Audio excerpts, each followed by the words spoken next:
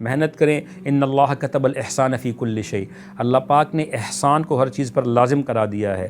یہاں پر جو احسان ہے وہ محدثین نے جو اس کی تشریح کی ہے وہ پروفیشنلزم کے معنی میں آتا ہے، وہ ایکسپرٹیز ہونے کے معنی میں آتا ہے. تو یہ تو ہماری شریعت کی تعلیمات ہیں، اسلام کی تعلیمات ہیں، حضور صلی اللہ علیہ وسلم کی تعلیمات ہیں، آپ کی پریکٹیکل تعلیمات ہیں کہ دین کی تحریک کو آگے بڑھانے کے لیے آپ صلی اللہ علیہ وسلم نے کتنی محنت کی. 33 قبائل میں سے صرف پلاننگ کے لیے 29 قبائل سے بات کی.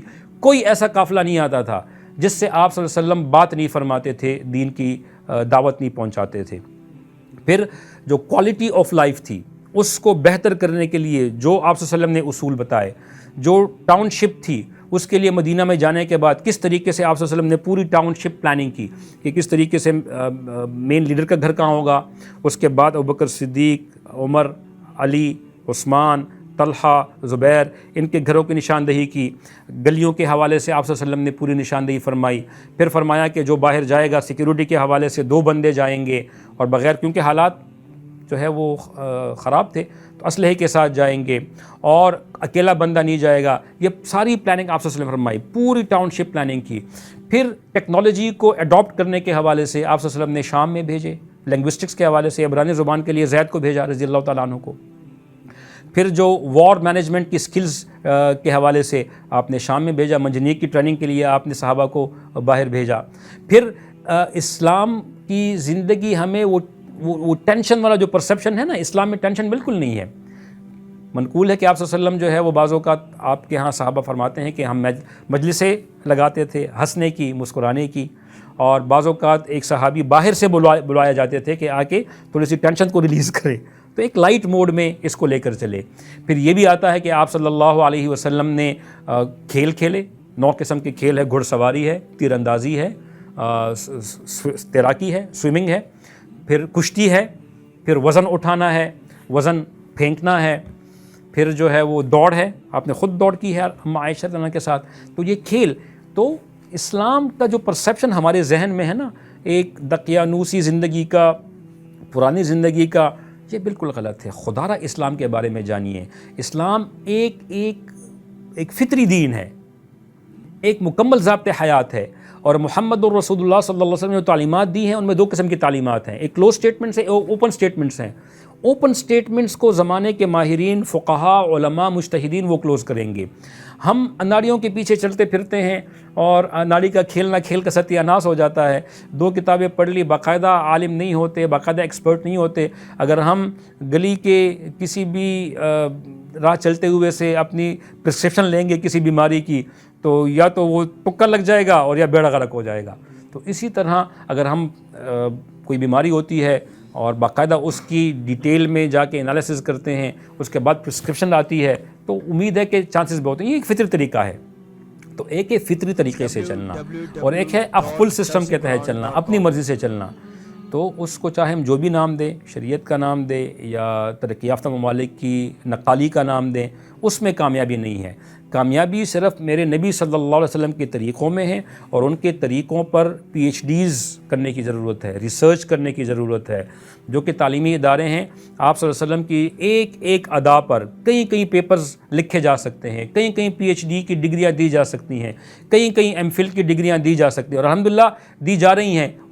اس میں سے ہم جو ہے جتنی R&D کی طرف جائیں گے، ریسرچ اینڈ ڈیولپمنٹ کی طرف جائیں گے، اتنے ہی روشن پہلو ہمارے سامنے آئیں گے.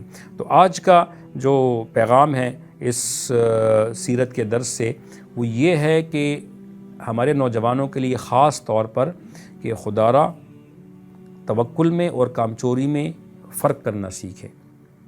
اللہ تعالیٰ کی سنت مبارکہ یہ ہے، اللہ پاک دنیا میں اس کو نوازتے ہیں جو کہ دنیا میں محنت کرتا ہے.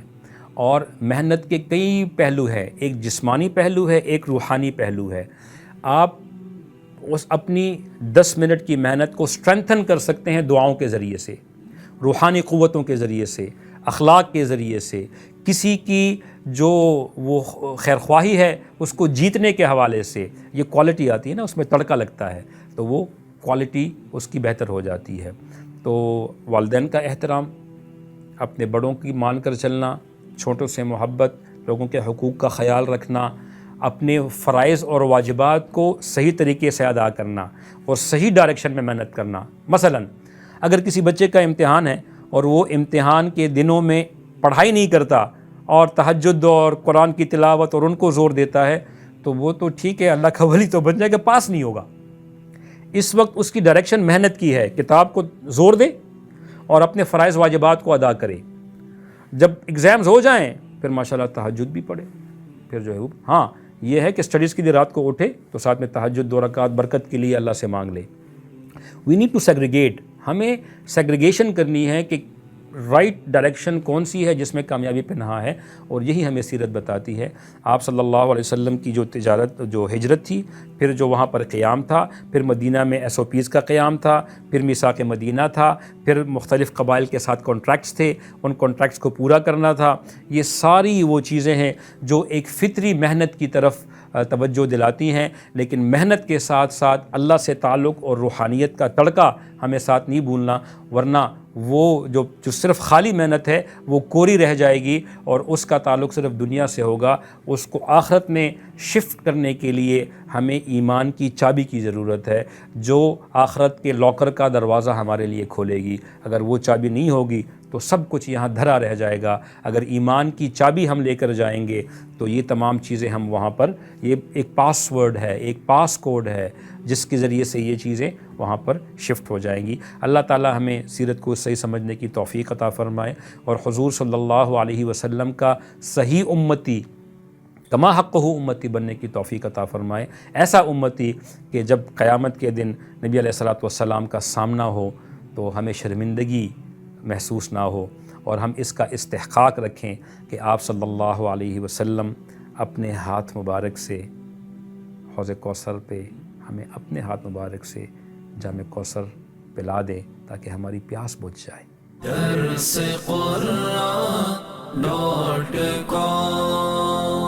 www.darsequran.com